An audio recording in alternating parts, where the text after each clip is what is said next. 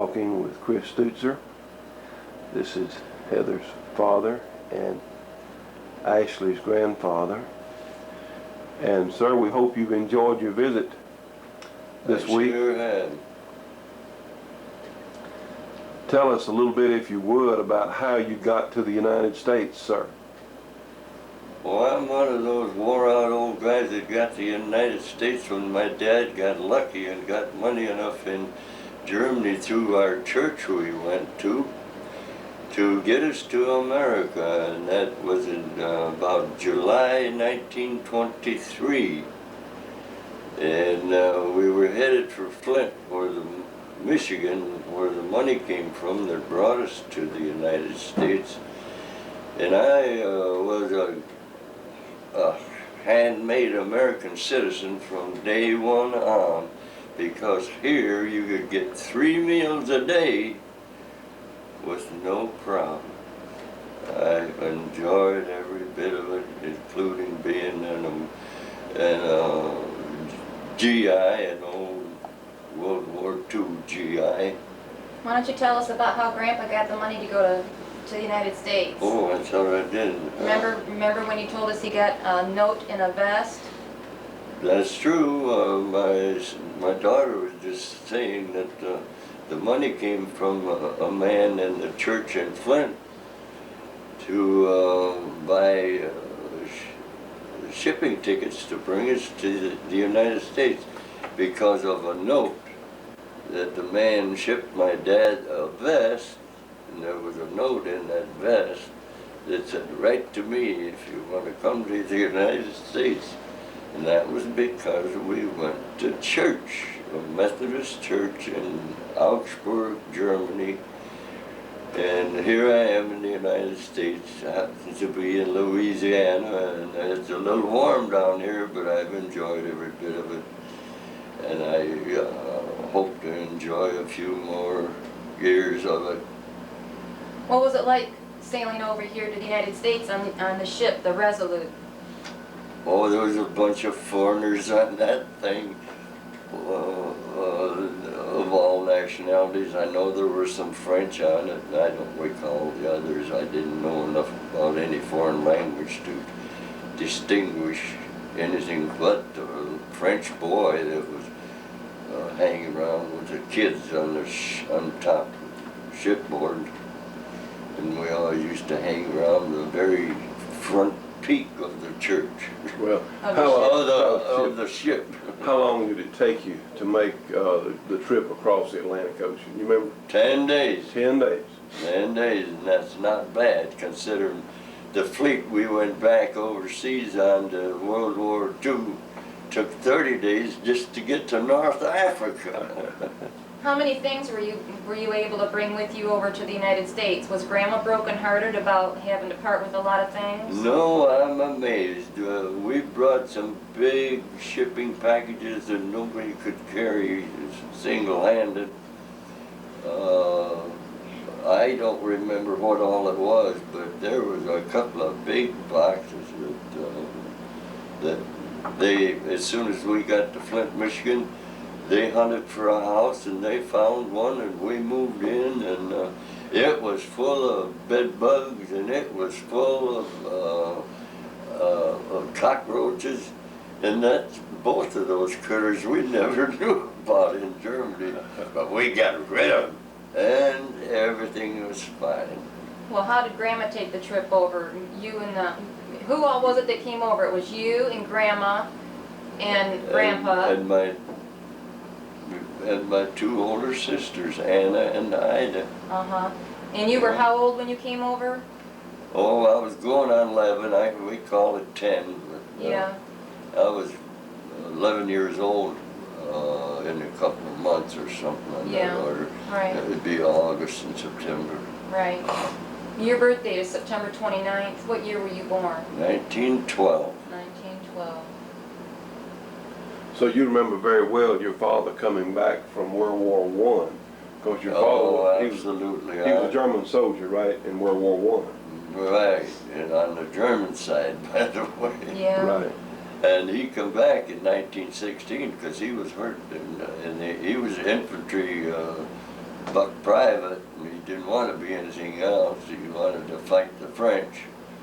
And I saw him coming through that iron gate we had in that apartment we lived in Augsburg. And how I knew it was him at 4 years of age, I don't know. But I run into his arms. I knew it was my dad. Well. My goodness. He hugged me and we kissed, and he was a good father. Things were pretty tough in Germany before you came over to the States, weren't they? Absolutely. That's why I told you when I came to the United States, I fell in love with it right the first day, because you could eat 3 meals a day. Right. Things were so difficult. And Grandma worked too, didn't she, when she got over here? Oh yeah, she worked in a German restaurant in Flint. Uh-huh. Well, German owned, I mean, it was not German spoken otherwise. But your father he was somewhat homesick in the 30s. By the time the 30s rolled around, well, your father was somewhat homesick for Germany, wasn't he? Yes, he was. He thought a lot of his Germany that he fought for. He was very, what do you call it? Patriotic. Patriotic man. And even though he was already a converted American citizen, also, just like I was in '39, he still loved his Germany. He was patriotic to Germany. And it was sad to the effect that his brothers under Hitler could not write the truth to him about what it really was like in Germany. So they corresponded with Grandpa when Grandpa was over here in the United States and painted a pretty picture, but they didn't tell him the truth. They couldn't.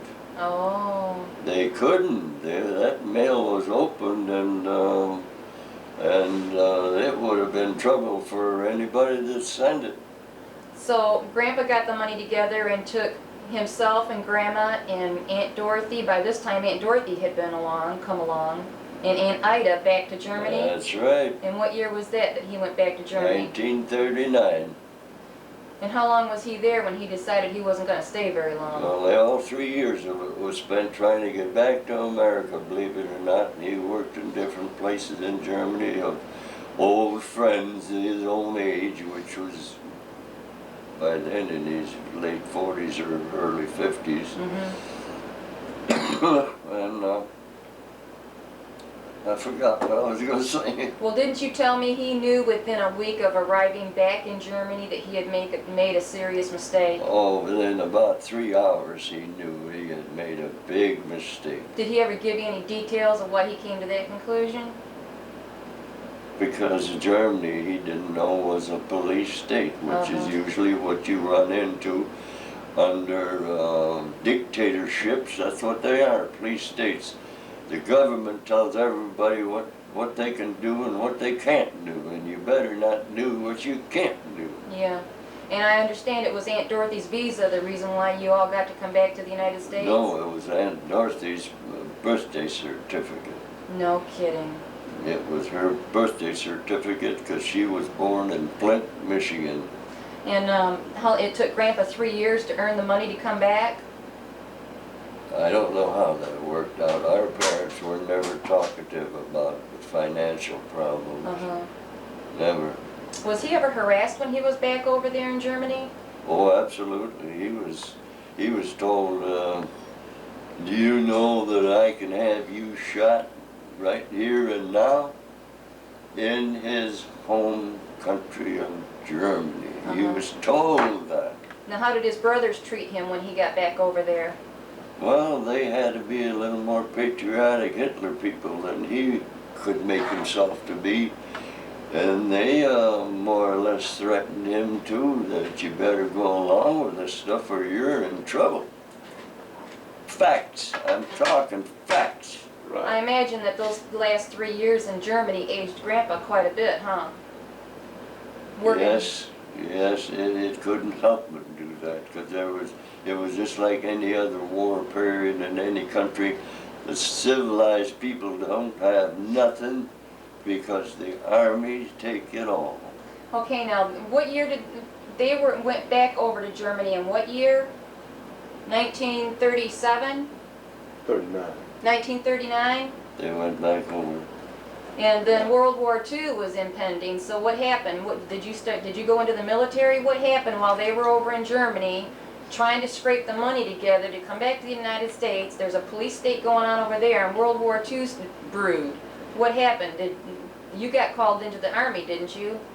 I got called into the American Army because I didn't go. I wasn't going to go back there. I heard enough so-called, what do you call it? Rumors? Propaganda. Propaganda or rumors, whichever you prefer, that that's no place to be. And I never liked even a picture of Hitler. And I think Hitler was one of the crummiest, rottenest men that ever lived on the face of this earth. And I'm sure maybe he wasn't, but any dictator would have to be in that category. He was absolutely, but Hitler, I just despised the guy. I didn't even like the way he was built. He had hips like a woman. Well, He was not a man. He never made nothing but corporal in the German army or Austrian army, whichever one he was in. he never knew, did he? It was Austrian, though, wasn't it? He was Austrian. That's right. He sure took a... And he come from whether a fatherless mother or whether they divorced or what, he didn't have a father. Mm-hmm. So what year was it when you got inducted into the Army to serve the United States military? About June or July 1941. 1941. And I was kicked out, I was let out of there because I was already over 28. So you, Hooray! so you went in 1941, and what year was it when you got out? 1945, about September 1945. Okay, but during that time, you saw a lot of Europe. Can you tell us what it was like going over? Oh, I didn't see so much of Europe. I saw some of southern France, and we stayed in there policing all the whorehouses. And how long did it take you to, how did you get over to Europe during World War II? Oh, on what they call them old Liberty ships, they were the stinkingest scows you ever got into.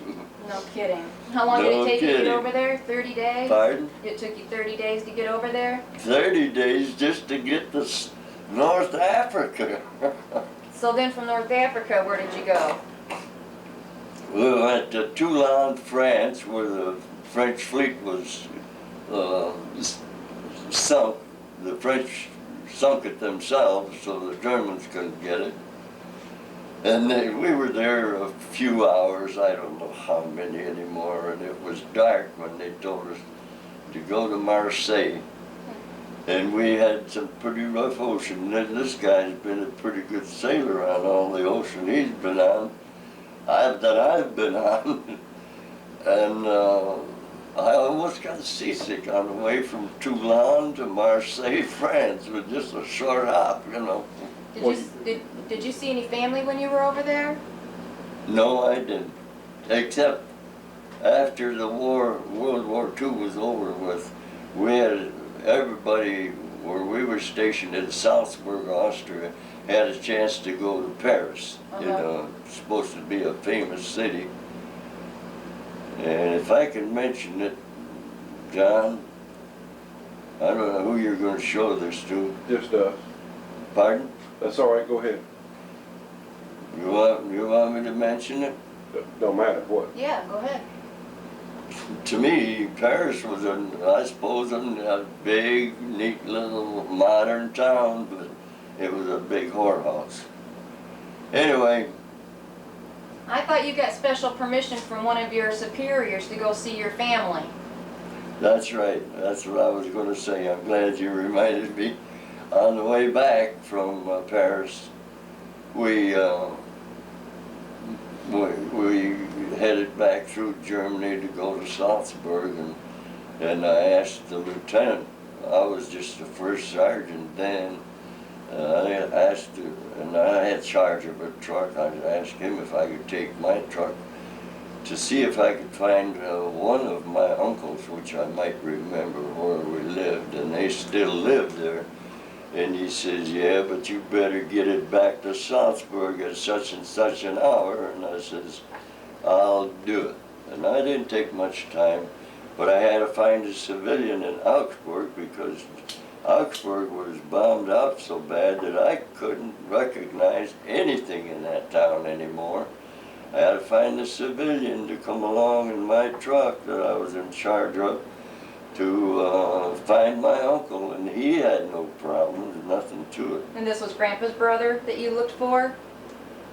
Pardon? This was Grandpa's brother that you were looking for? No, it was one of my mother's sister's husbands. Oh. My mother's sister, Uncle Paul. And they were happy to see you, weren't they? Oh, he was happy to see me give him a carton of cigarettes because we had bushels of cartons of cigarettes in our trucks all the time. They were free to us in combat areas, by the way. I should sue the United States for making me smoke so much. You like everybody else is.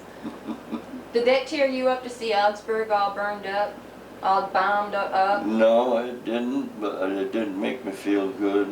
Yes, it really, it didn't bring any happy feelings.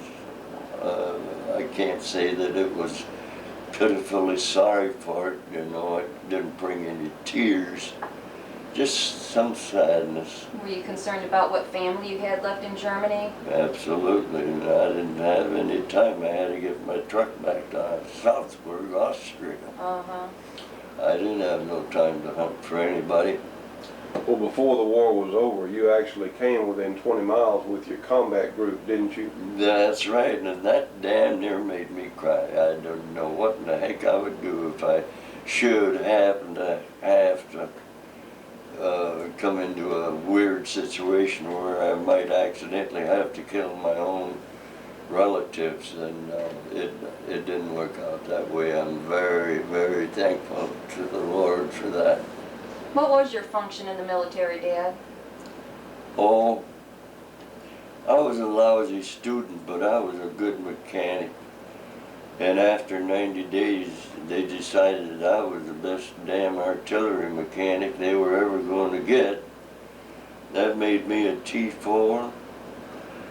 And then I was shipped out to create a new outfit in Colorado. They call that a cadre, that was picked out of our artillery unit in Fort Leonard Wood, Missouri.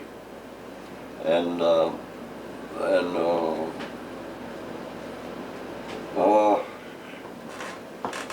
what was I going to say, darn it?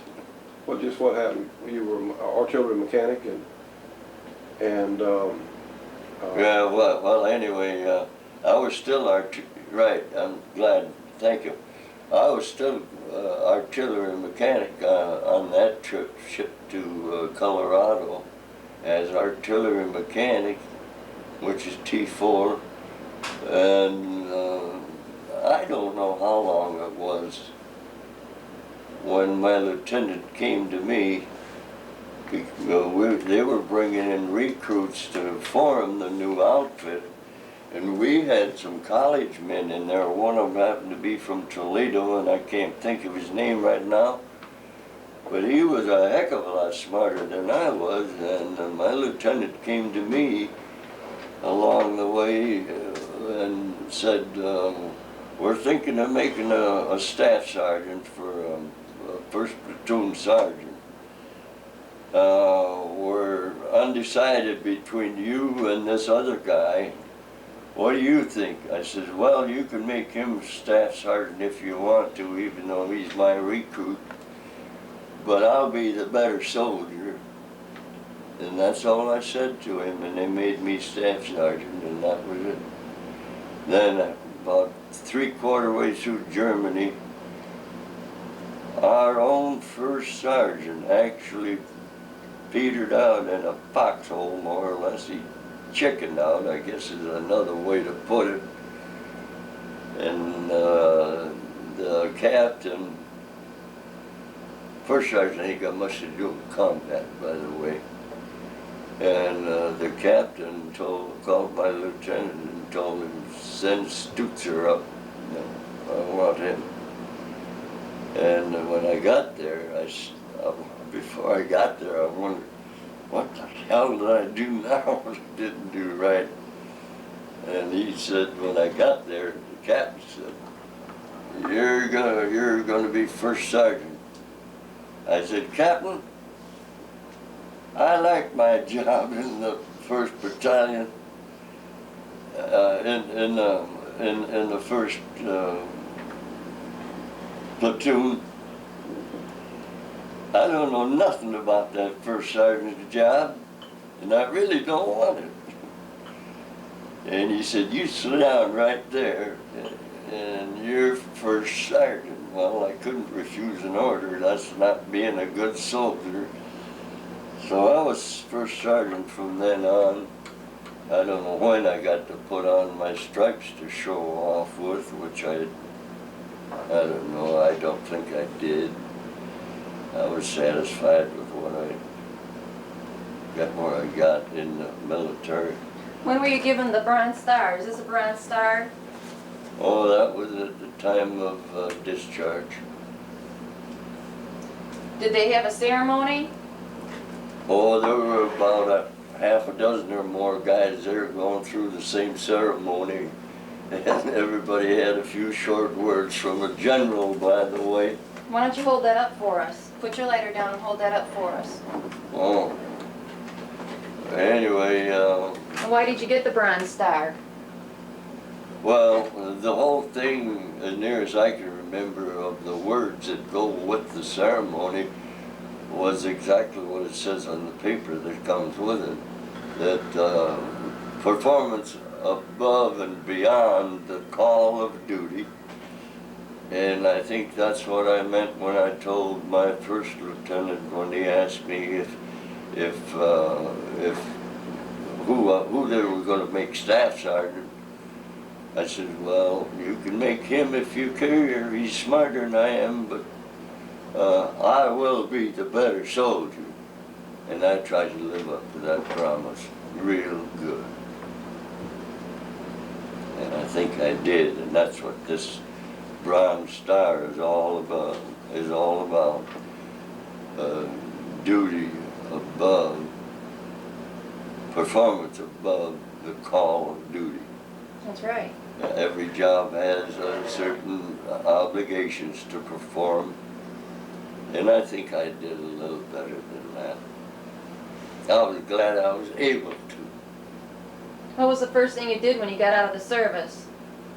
Had a beer. Well, you probably had a lot of beer while you were in the service, didn't you? And a lot of wine. Yeah. We were a pretty good drinking bunch. You got out of the service in 1945. Is that when you met my mom? Oh no, I met your mom in 1936 when she was only 16 years old. So when you got back out of the service, she was only 35. I was 35, around there, 35 when I got out of the service. And she was 26, I think. Okay. 1940. I see. That's right. 21, she was 24. How long were you out of the service when you and my mom decided you were going to get married? About a year. I wasn't the most aggressive womanizer in the world. As much as I admired her, I could hardly bring myself to ask her if she would divorce her husband. She was already married at 15 or 16, and it was not a bad marriage as far as I was concerned, but they couldn't have any kids. In fact, when I come back from World War II, I asked her, how come no kids yet? 10 years you've been married. And she told me the fact that it was her husband who was Sterile? he was sterile. Yeah. From some childhood disease, by the way. It was not his fault. Yeah. So, anyway, when I asked her if she would divorce him and marry me, she said yes, and very affirmative manner.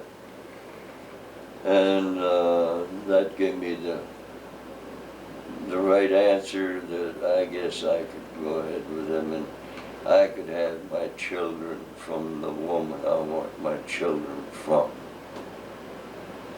I So think it was more, maybe it was more thinking of what my children would turn out than what my wife really was. Maybe, I don't know. What, she divorced Uncle Allen, and less than a week later, you two were married, weren't you? No, it took a little longer than that for that. Oh, I mean, once yeah. she... Well, after she was divorced, it didn't take us long to get married. No, What year were you married? 1947. And you were married, what, about 4 years before your first child came along, Johnny? Yes, sir. Yes, ma'am. Christian John. Christian John, and then he turned around and named himself John. He didn't like his name Christian. And then 2 years later, the twins came along in August. Right, August August 17th. 16th. August 17th. 17th, okay. Yours and Mom's anniversary would have been August 16th. And then a couple years later, I came along in December 12th. Right. That's the sweetest thing that ever came along. What did Grandma say when I was born, Grandma Stuetzer? She said, oh, that's going to be his sweetheart. Mm-hmm. Well, I don't know whether people can help having favorites. I really don't think it's really fair that you shouldn't have favorites, but I was guilty of. well, you were proud of your boys. Absolutely. I mean, I don't think it took all that much away from my boys, but I did spank them a little more than, I don't think I spanked my girl as much. Oh yeah, I remember getting a few bruises. And John was pretty intelligent, wasn't he? Well, he was an all-A student all the way through school, and he had bad eyes. That's amazing, and that made me cry. In the 5th grade, his teacher sent home a note with him that he needs his eyes checked. Please take him to an optometrist. And we did, and that made me cry. His eyes were so bad, it was just amazing, and we couldn't tell it. That's what made me cry, that we were too stupid to notice it ourselves. Well, the twins and I always felt when we were growing up like we were in John's shadow because he was so intelligent and he was really bright. Didn't he mess with ham radios at a really early age, and didn't he do a lot of remarkable things for a young person? I don't know about radio. Yeah. He learned about them from me, though. I used to tinker with radios in my adult years and built my own, even the AM, FM jobs. Yeah, but he was...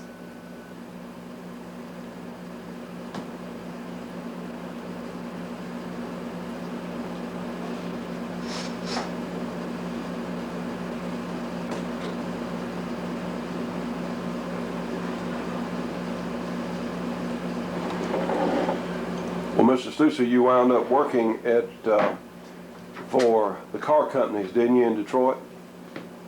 Oh, no, I didn't stay in Detroit all that much. I worked for Lafayette Tool and Die in Detroit one time in the mid-30s or something for about 3 months and got laid off, and I didn't love Detroit. I went to work at AC in Flint when we had already moved to Davison, which is 10 miles east of Flint. Right. And I had worked there a couple of years and didn't care for it too much. I went to work for my brother-in-law in Detroit, which was the most time I spent in Detroit. He owned his own dental lab. I guess I wasn't too good at that work. I didn't stay there either. He was actually in Ferndale, wasn't he? Or Dearborn? Yeah, Ferndale. Ferndale. And Well, tell us that story again. You were in the military in 1941, but they cut you loose because you were past 28. mhm. But then what happened after Pearl Harbor? Well, it took them about 2 months to send me a letter, just like the first letter being sent to report to so-and-so to get inducted, get your physical examination, and so on and so forth. And it was about 2 months. I got shipped back to the same job I had in my original outfit. The 177th Field Artillery is what that was at that time.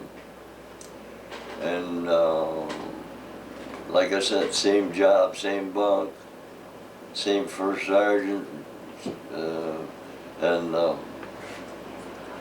then in about later 42, I was shipped to Colorado.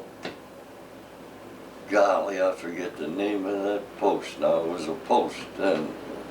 Well, now in recent years you've been attending battalion reunions. Is that right, sir? Yes, sir, as often as I can. Because they were buddies in combat, and there just is nobody hardly you can look at with more respect than a man that you have been in combat with. Because if you couldn't have counted on him, maybe I wouldn't be here talking to you. Right. How many of your battalion are left, sir? This is, of course, 1999. Well, now, the last meeting we had last year in Lincoln, Nebraska, there were about 50 people there, which included 2 of my twins, our twins, I should say, and that included their women and daughters. So there probably wasn't over 25 of us real Survivors. ex-GIs at the last meeting in 1998.